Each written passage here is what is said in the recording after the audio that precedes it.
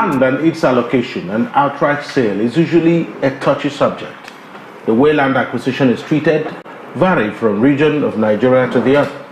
While Igbo are very itinerant and has an unmatched propensity to acquire landed property wherever they go. But how many persons from outside Igboland are really interested in acquiring landed property within Igboland? Are there issues around land allocation and acquisition in Igbo? Are there lands that are off limits? Has there been instances of rejection of non-Igbos from acquiring land anywhere in Igboland? We'll find out tonight, because this is the Eastern Eye. I am Alex Obodo.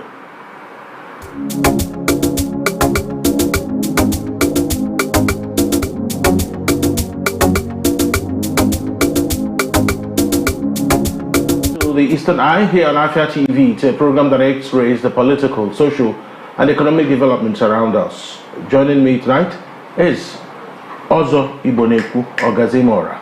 He is an attorney and a former commissioner of information here in Enugu State, and of course, he is a journalist.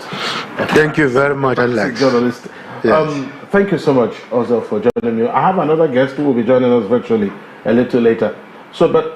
I mean, with all the controversies we've seen within the social media space and even in open discourse, it does appear, and a lot of people now just came to the realization that yes, when you look around, you don't see a lot of properties owned by foreigners within Igboland. By that I mean those that are not of Igbo extraction, but are Nigerians. Is it something that we should worry about?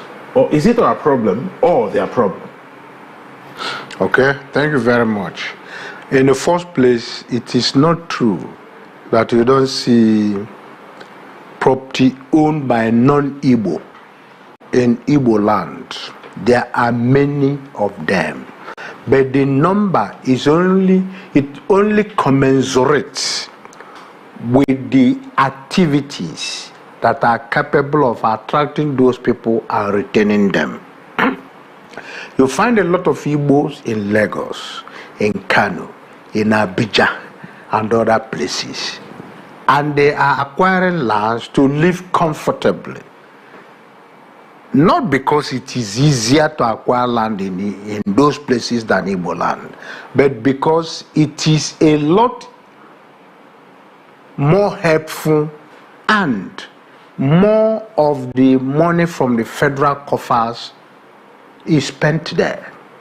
And that is why you have people there who go there to buy land. The question you ask is, how many of those non-Igbos have such enterprises that would cause them to come and stay here for too long, acquire property, live, raise their children?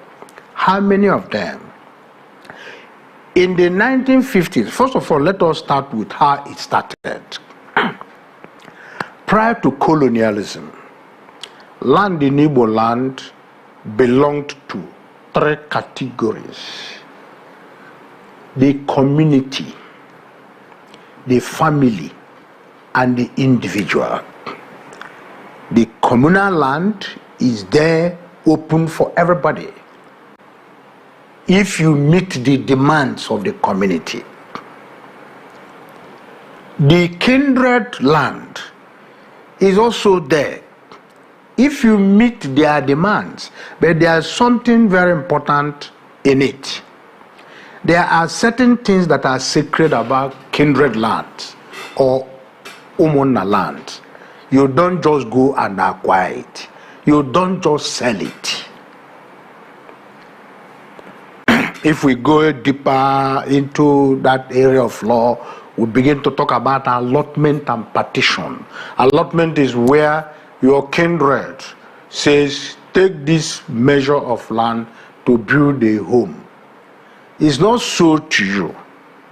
You cannot sell it, which is different from partition, where the family will say, now we are 10 in this family, we have 50 plus, let us give ourselves one plot to do whatever we want to do with it.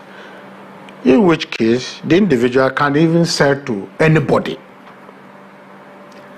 Then, remember What you see today as central state control of land is a thing coming from the Land Use Act.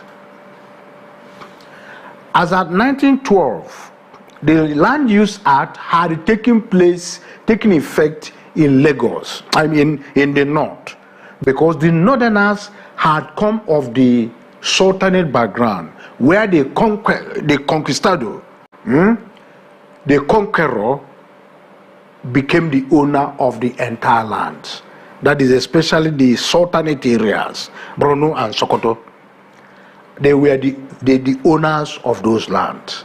Now, in the West, from 1863, during the session of Lagos, 1861, as at 1863, the laws governing England were now applicable in Lagos. And those things also reflected in land. So you now see even some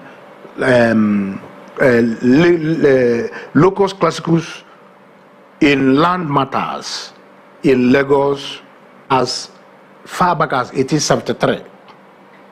And that was giving land to certain classes of chiefs. But now, when you come to Igboland, I think it is two reasons why people talk the way they talk. One is ignorance. Number two is political branding. I'll take that last one first. Yes. So people you think there's something to be gained by continuing to brand the there is something to be gained by talking down on the Igbo, by trying to run the Igbo down, by being counted among those who denigrate the Igbo. So, all these, I don't even want to call his name. He is my friend, but I don't want to call his name. This, his sudden discovery of Igbo not selling land, is because he has his eyes on something. He's appealing to somebody to recognize that I'm one of you who dislike these people. And it is really a pathetic situation that one political sales commodity in Nigeria today is for you to show utmost hatred for the Igbo, so that you be reckoned with as being among those who can be trusted. During the presidential election, another good friend of mine was talking about the Igbo interfering in Lagos politics, as if all the non-Yoruba voters were Igbo. Meanwhile, there were Niger Deltas there were Middle Belters there were Hausas. But just for you to stand out, you pounce on the Igbo. And possibly that got him the little position he's holding. In the case of this new guy,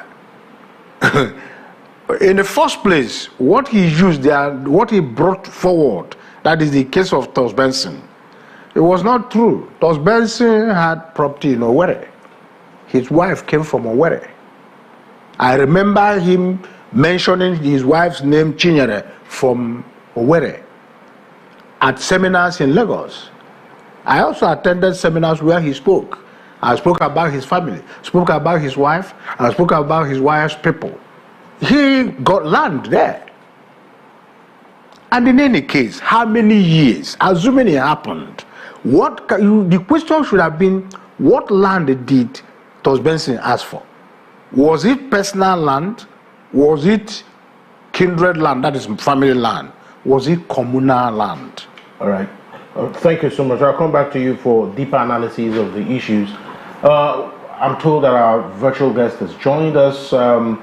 Comrade Fidelis Ede has joined us now. Executive Director, Service Accord Initiative, CEO, Comrade Farms. He's a lawyer and former level leader. Comrade Ede, thank you for joining me on the Eastern Eye. Thank you for having me. My greetings to Agazimara. All right. So My greetings, comrade. So let's dive right into it. I'm sure you've been following the discussion, even what's been happening elsewhere about the Igbo being stingy with their land. Do you think Igbo are stingy with their land? Is there a refusal by Igbo to sell landed property to those that are not of Igbo extraction?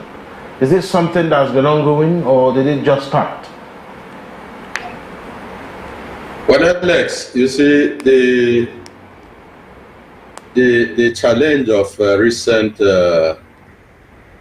discussion in public spaces is that it's like we now fancy every narrative. Everything now forms basis for contention.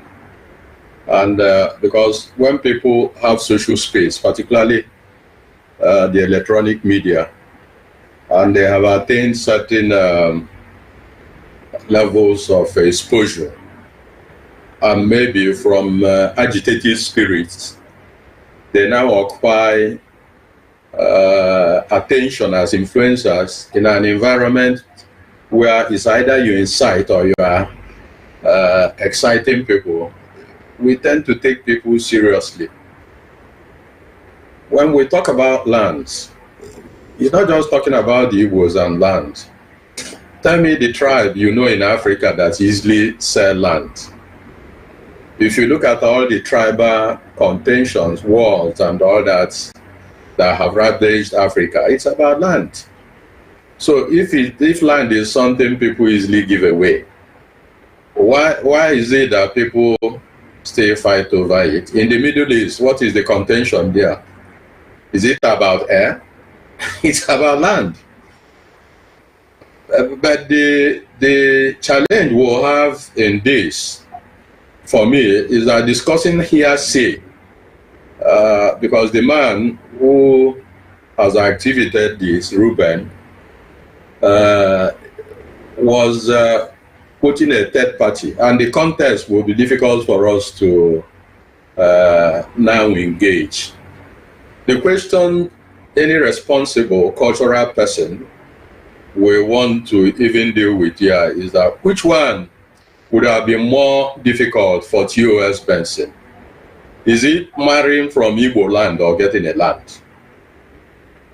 If you answer that question and cast your mind that before independence, in fact, starting from the intervention of the colonial masters, the Igbos were special species. One of the things that has come against the Igbos is the envy of how they have prided themselves even before the white man, so that we were far ahead other tribes. I'm not just, I'm speaking with every sense of responsibility as to who we are. And the white man didn't even appreciate that.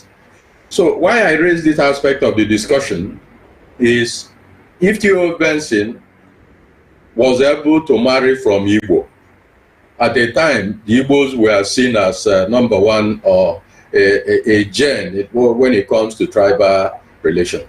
If you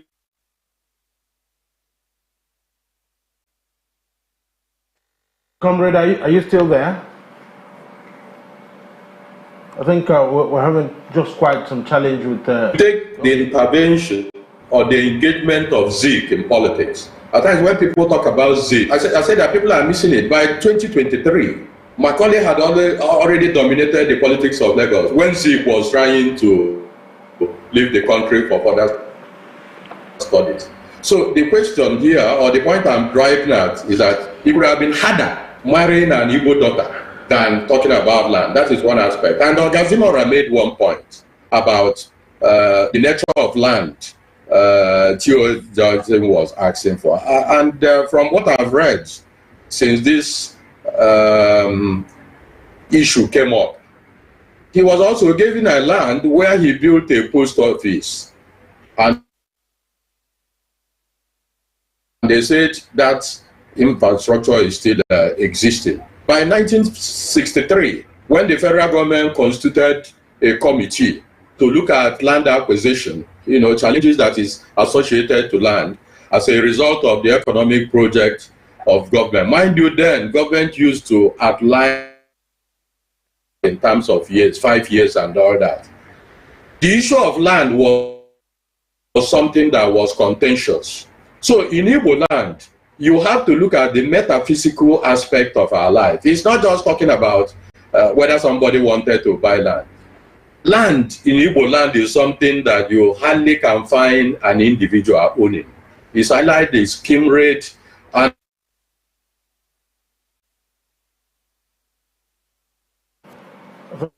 the dead and the free to discuss this issue, given that what Ruben just mentioned was just hearsay, without situating the context. So for me, the issue of land is something that, whether you are talking about the Kogi people who are even part of the north of Benue, you don't just walk into a place and pick land. And that's why most times the issue of litigation that is associated to land acquisition, when somebody sells land and you see kindred or members of the same family coming to challenge, shows that as at the time Benson may have thought about buying land, that it was not a common fancy. It was not something you just easily walk into. The Igbos will rather donate. Okay, if the Igbos don't give out land, how come we have a lot of schools, hospitals, even built under colonial masters? Were they confiscated land? Were they just lands delineated? Why? All right, we're having quite some challenge with Comrade's connection. We'll come back to him a little later. I will sort that out. And also, Ibonekwo Gazimora is still here in the studio.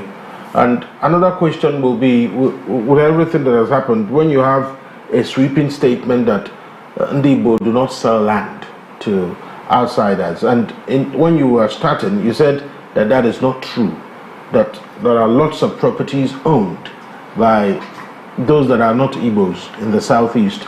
Are there maybe like pointed examples that one can easily look at? Because the statement just happened and some people were even struggling to know, okay, I'm aware, if you look at those who know Enugu very well, Ogui Road, there's a house there owned by a man called Alhaji Baba Enugu. I'm sure you know that place. Yes, I know. So, well, that's just one. There could be many, of course. Enugu has got a very big Hausa community. So, yes. But there could be many instances, but are there instances, glaring instances, of properties that are owned by non-Igbos in the southeast?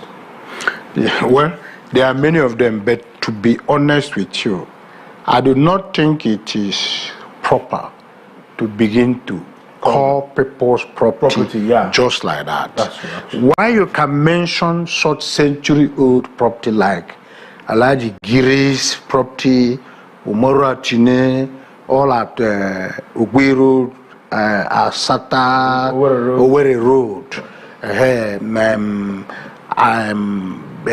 Hassan family. There are many of them that have been here for at least 80 years. When you go to Gumbi Lane to Ogui Township, you go to Ogidi Street, Oba Street, Egede Lane, Okuosa area, and you see a lot of them. There are many there. It's not good to start calling them. I know that area very well because it was also part of my upbringing, right?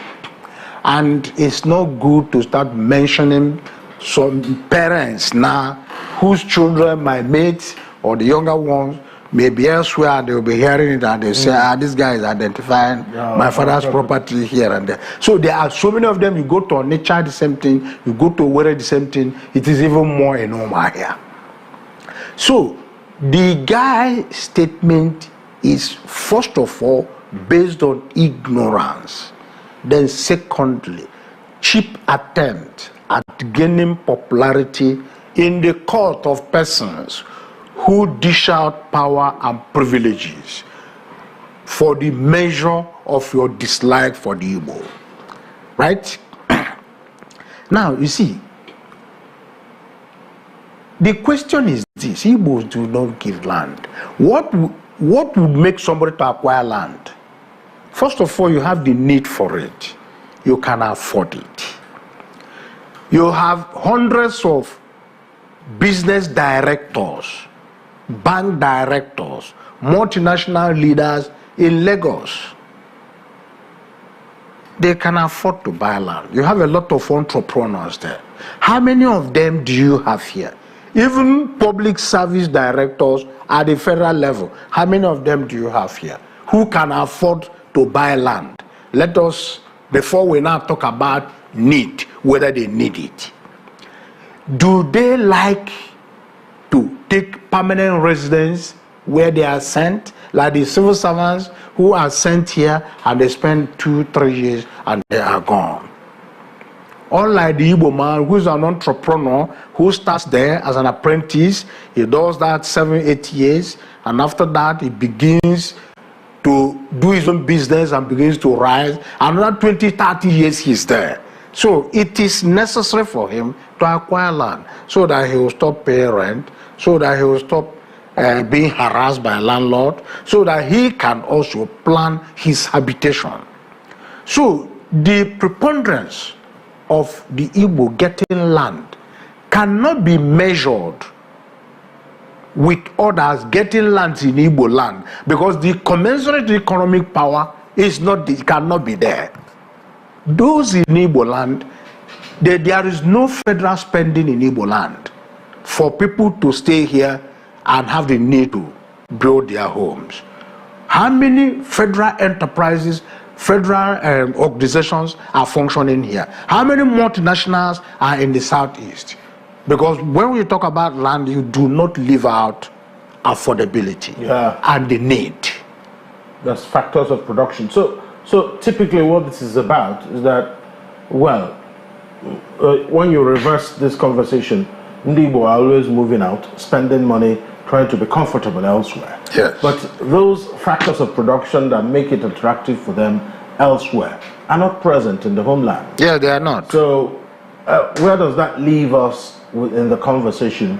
So at the end of the day, it's not the fault of the Igbo that people are not coming here to buy land. Not that they don't have the land for sale, really.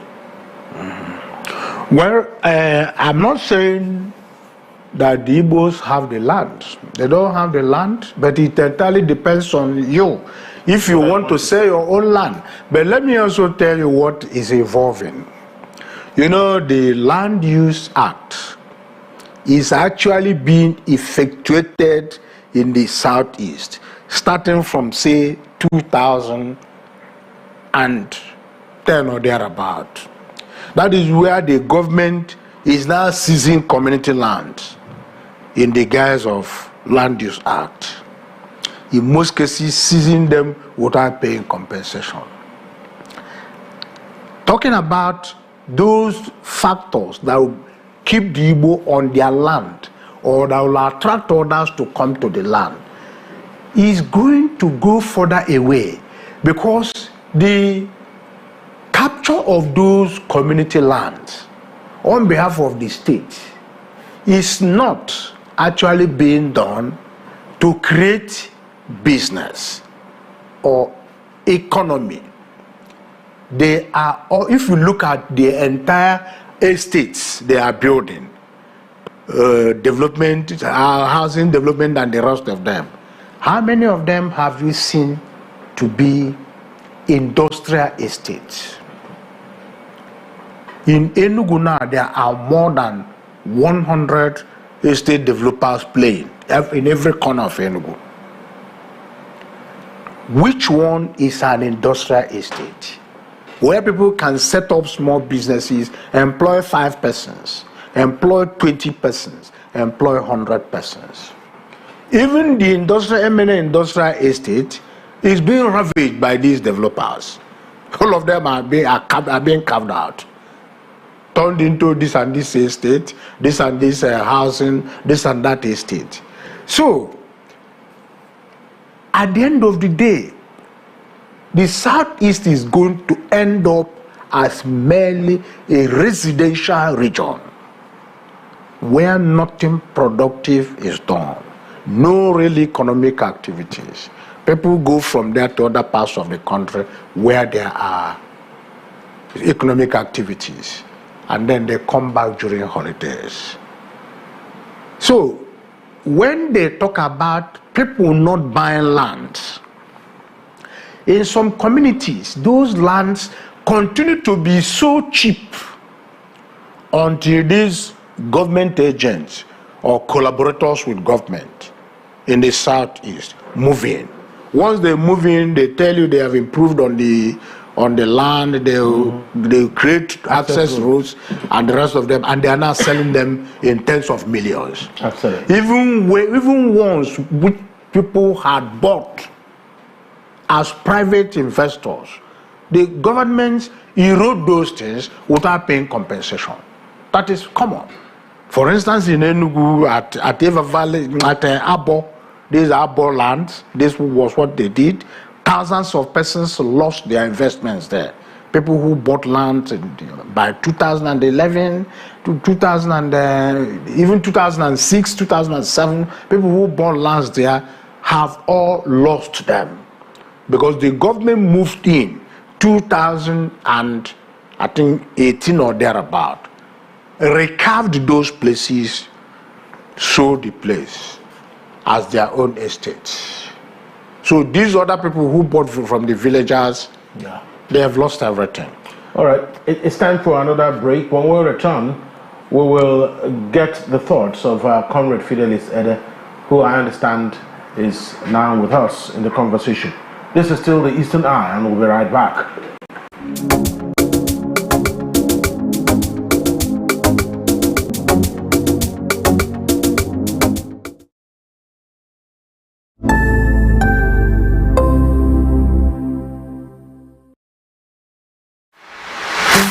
From the commercial nerve center of the southeastern Nigeria, the Abia State Government and Aba Chamber of Commerce, Industries, Mines and Agriculture, ASIMA, invite manufacturers, investors, trade unions, captains of industries, and the general public to the 2024 Aba International Trade Fair Summit and Exhibition. Take advantage of these opportunities to showcase your business to the rest of the world. Improve your sales and brand visibility. Date 28 November to 7th December 2024. Venue Aba Mega Mall along Aba Umaya Expressway, Osisioma, Abia State. This message is endorsed by the Abia State Government and Aba Chamber of Commerce, Industries, Mines and Agriculture, ASIMA. For partnership, sponsorship and participation enquiries, visit www.abainternationaltradefair.com. On Facebook at Aba International Trade Fair, on X Aba International Trade Fair, or call Marcus on 0806 605 4420 or Sam on 0802-826-9391. Aba International Trade Fair. Be a part of it.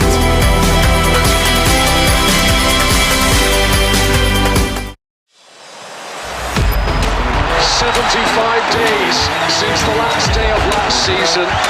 We are ready to do it all again. Phil Foden is having the season of his life. Brilliant! Just brilliant! That is quite something!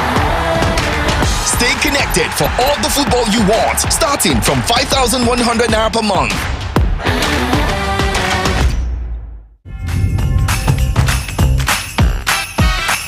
But why won't I be happy? Not just because it's festive season. It's moments of friendship and 16 million reasons to love. Small pepper.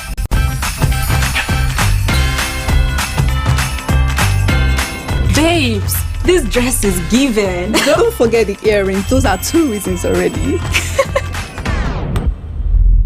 The best reasons will make your heart beat faster. Come on!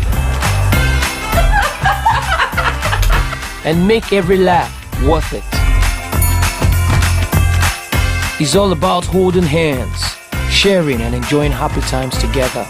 Have more reasons to be happy with Niger dramas, football, and more smiles on DSTV this festive season.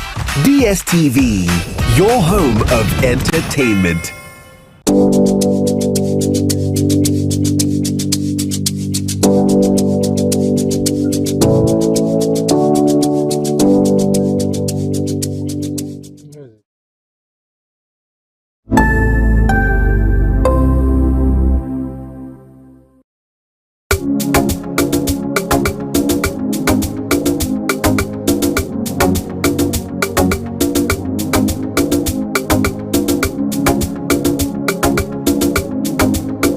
You're welcome back to the Eastern Eye here on Afia TV. It's a program that x-rays the political, social, and economic developments around us. My name is Alex Obodo, and I have my guest now rejoining us virtually, Comrade Fidelis Ede.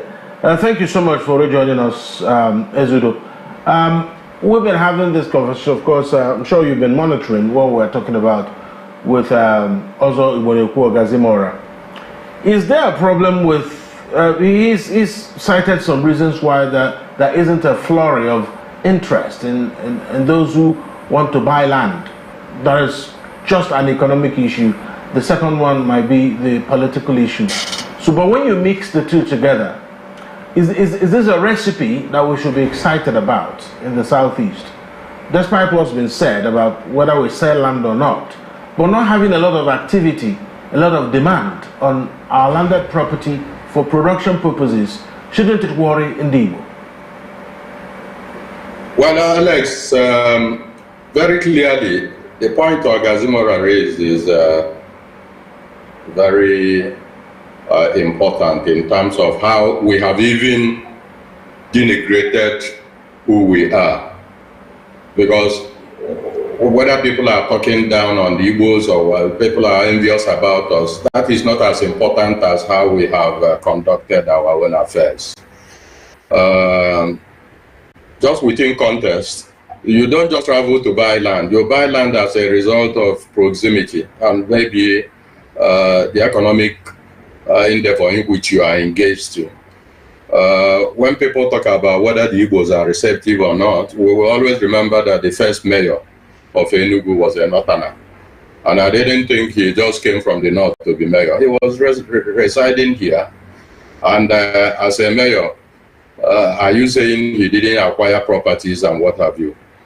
But coming to the point you made, if you looked at M.I. Opera's policy statement that was presented to the Eastern House of Assembly on 18th November 1957, he clearly outlined what the program of government in terms of economic development were. You know, when we talk about agriculture, it wasn't just what Opera focused on. He focused on industry. In fact, the MNA industrial estate, or Gazimora referred to, which has been converted to residential stroke industrial, was also part of Opera's outline. If you look at how they mapped out, they even mapped out forest areas, reserved forest areas, and he had a development program. When you come to agriculture, they had a permanent, what they refer to, if you call to trees, permanent trees, that refers to palm tree, cashew, coconut, and all that, this and what have you. You know, he had a program on livestock, on fisheries. This was why I think the Eastern region was referred then as the fastest growing economy. But today, like he mentioned, how come we are building just industries? We are building housing estates by proxy. Government will move in to acquire community land, then hand it over to their friends. They build estates, which they turn around to buy. How they make the money? Because assuming the purchase of these estates are as a result of economic production, then you can now see the spiral effects. You can also see the activities that brought about the estates. So the irony of what we have seen is that the economic environment of Southeast seem to have focused on non-productive activities. And that's why you discover that a level of riskiness among the youths have increased so much that when you are not talking about Yahoo, you are talking about kidnapping. When you are not talking about kidnapping, you are talking about crime, to the level now that it is very difficult for people to leave their homes by 7 p.m. So the point I'm making is that the economic programs of the governments within Southeast is even anti the Igbo people. We are not talking about those ordinarily that would have been attracted to develop their businesses here. So land has become a value that has even degraded those who before now used to have their own community land, kindred land, and what have you. But how this will play out moving forward, given that government land has also a tenure of 99 years, depending on when you acquired it. You know, so it's something I don't know what we are handing over to the next generation. As to whether the Igbos welcome people or where they sell land, that is not the issue. Because if you don't come to live in a place and practice some economic activities, do you just move into a place? If you look at acquisition of land, whether you are about Lagos or whether you are talking about where you find the Igbos, they didn't just come to buy land. They are in economic activities that grow. From there now, they start investing. They don't only invest in land, they also invest in industries. They invest in other things, which is productive. But what will seem more in the Southeast is that land has come through government to be a kind of asset for money laundering, where people just launder money, which they appropriate from government, but their participation in government through the patronage system. And it is not something we should celebrate. All right then. With all this we're saying, we're actually now looking at the Southeast with another eye, saying, oh, that's actually a problem. It's not just about what was said about the Southeast not selling land. You've made the point about factors of production. Now, for how long will this continue? And the government have been called out now on the issues of really bringing about activities that will spur some economic activities to happen. When will that happen? There's always a talk about Southeast governors, and all of them are announcing that they are doing this and they are doing that. But we are continuing to see what you might call luxury housing estates springing up. We haven't seen the low-cost housing estate. We haven't seen estates that are coming because there are real economic activities on the land. Is it far-fetched? Well, Alex, to be honest with you, it's not far-fetched. I don't know whether it is because of ignorance or because it is an easier way of making money. Because in reality, when you now turn a whole region into a vast territory of residential areas, what is going to sustain the people living there?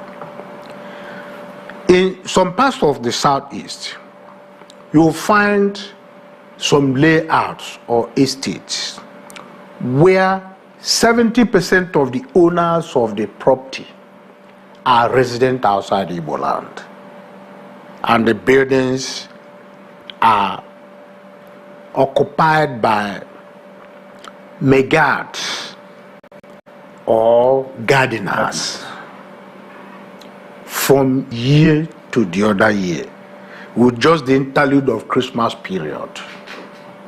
So when you turn a whole state into that, you are now saying that eventually your projection is that in the next 50 years, 80% of the people here will be diasporans. They'll be coming from outside to visit here and go back.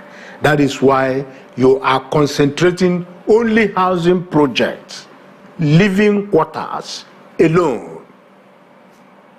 There's no provision for little industries.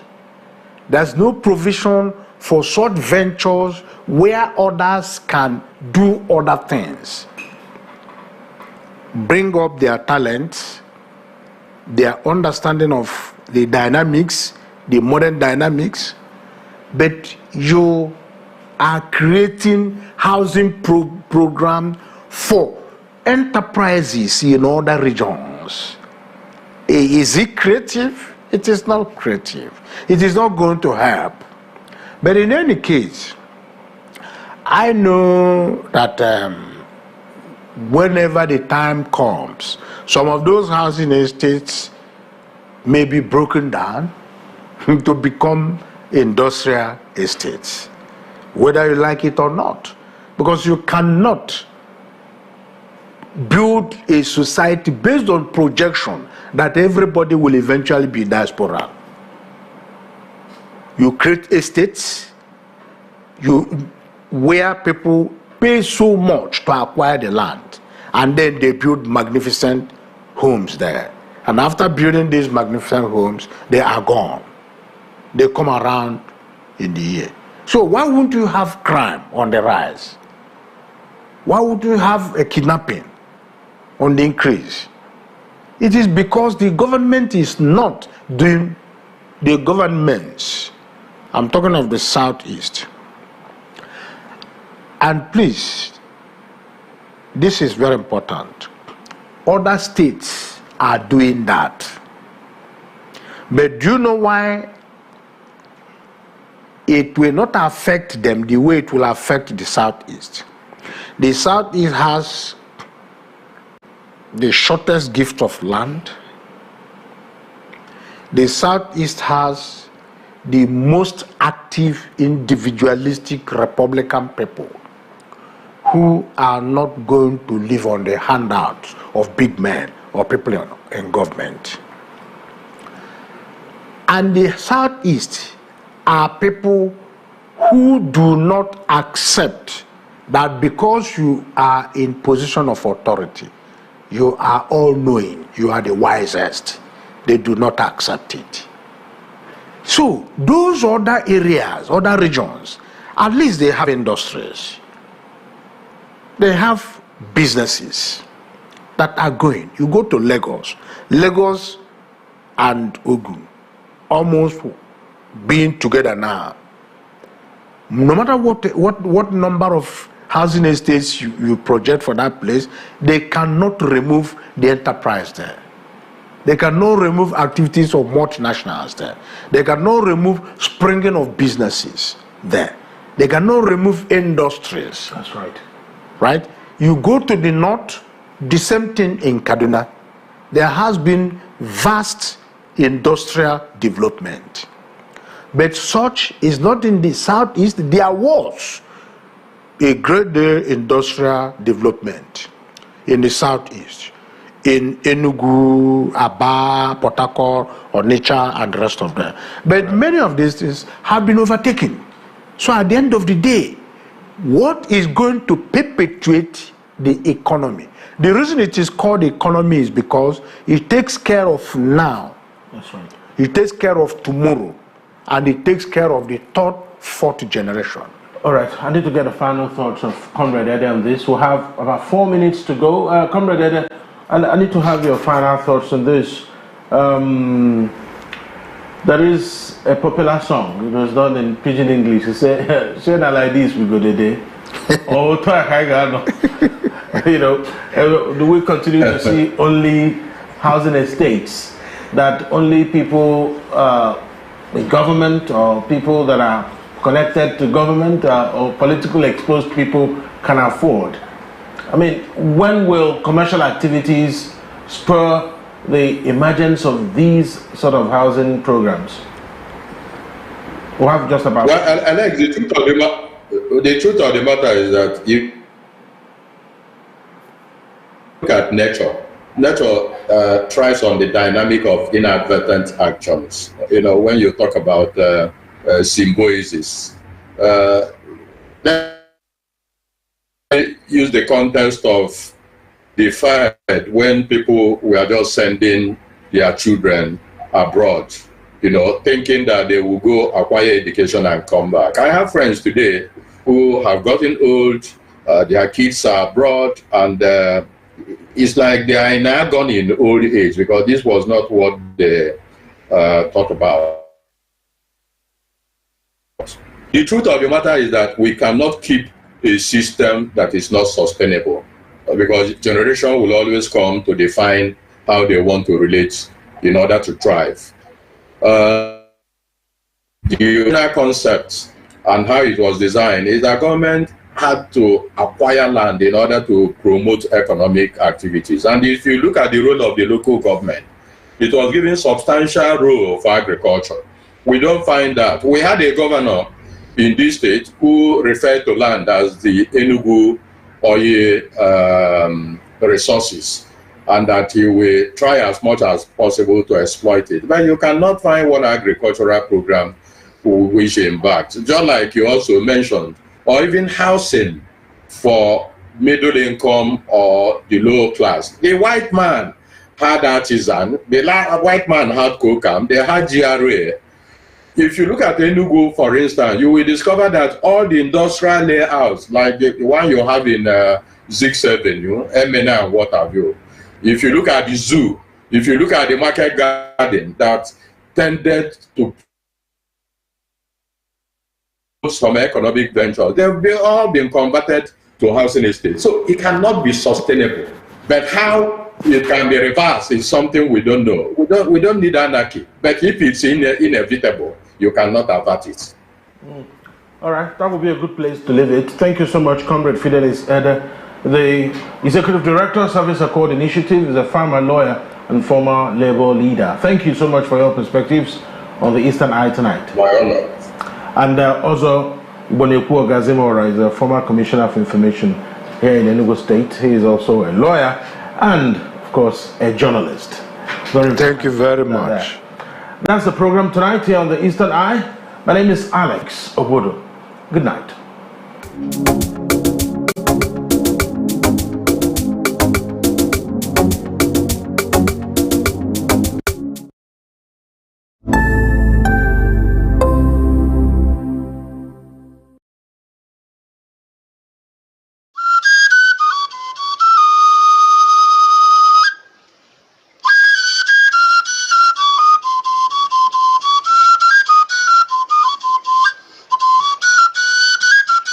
You've often wondered, what does it mean to be Igbo in today's Nigeria?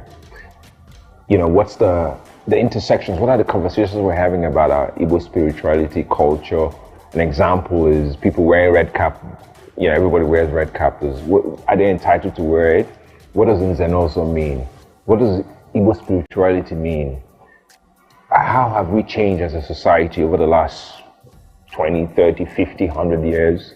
Every Thursday, 6 p.m., if you want to know more on libations, as I have a conversation with different people from all walks of life whose common thread is being Igbo, or doing business with the Igbo, or living in Igboland. What does it mean to be Igbo in today's Nigeria? Cheers. And, I need to do this. Let me pour to our ancestors.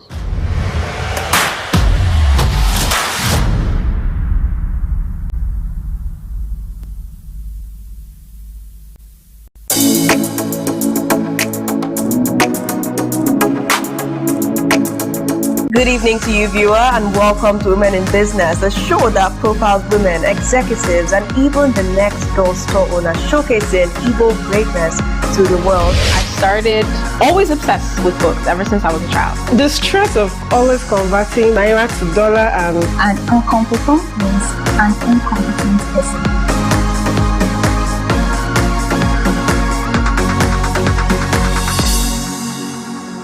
Welcome to Afia TV,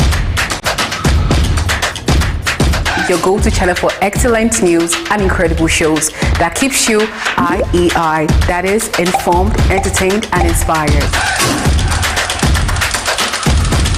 Need a break? Ladies and germs, welcome to Lunch Break on Afia TV. Join Choco to vibe and chill on Lunch Break at 2 p.m. for the latest trends in music and entertainment. Not like I have big money.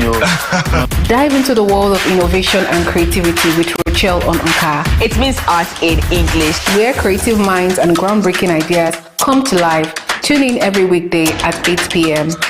Do not miss Afia TV Official, your perfect dose of laughter, where they discuss what is currently trending on social media every day at 5:30 p.m. on Afia TV. But in this economy, the savings will save you, man. And that's not all.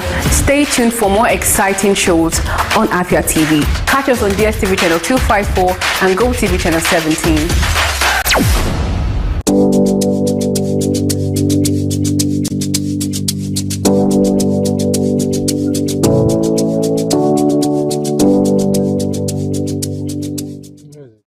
thoughts on the spate of sex for grades in Nigerian universities? This very issue of owing salary should be criminalized. How can they amplify their voices? People don't have evidence. You want to get to know about it? Have to stay tuned right here on Afia Morning Show to get the pulse and the feel of that.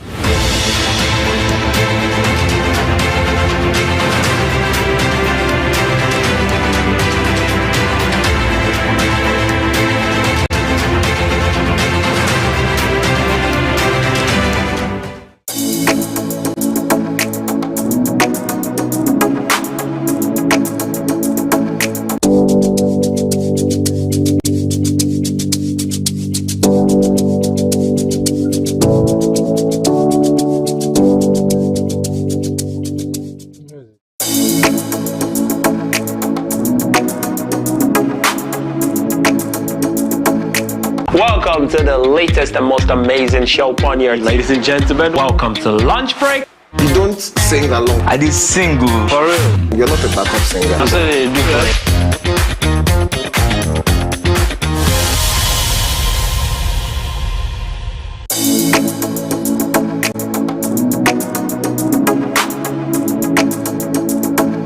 Hey ladies, join us on Gyno Plus every Wednesday at 6 p.m. right here on Afia TV, DSTV channel 254 and GoTV channel 17, where we will delve into health issues affecting girls and women in society. Breastfeeding doesn't even cause breast size. The frequency of breastfeeding means the approach you take to make sure that your well-being is maintained.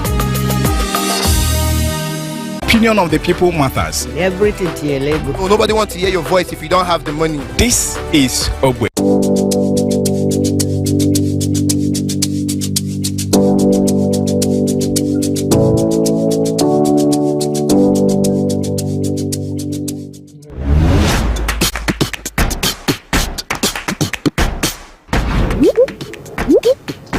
Looking to grow your business? At Afia TV, we've got just what you need. With our various on-screen advertising options like squeeze bags, lower third, sidebars, right in front of your audience. With our lower third, your brand messages appear during the most viewed programs on TV, allowing your audience to see your message